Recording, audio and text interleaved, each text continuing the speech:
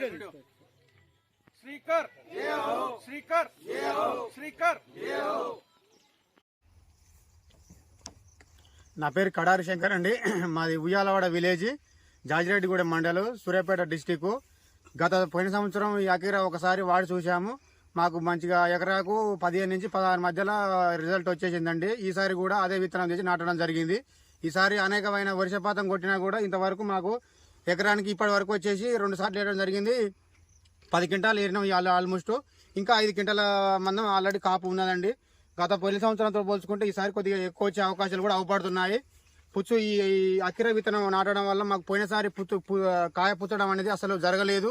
పుచ్చు మందు కూడా ఏ మందు కూడా వాడలేదు, అయినా కూడా పుచ్చు చాలా వరకు నివారణ జరిగింది. ఈసారి మేము ఆల్మోస్ట్ 16 నుంచి 17 క్వింటాల మధ్యలో వస్తుందని అంచనా వేస్తున్నాము. ఈసారి వర్షపాతాలు ఎక్కువ రావడం వల్ల కూడా ఇంత కాపు ఉండడం వల్ల మేము తులసి వాళ్ళ గింజలు నాటడం వల్ల మాకు చాలా వరకు మేలు జరిగింది.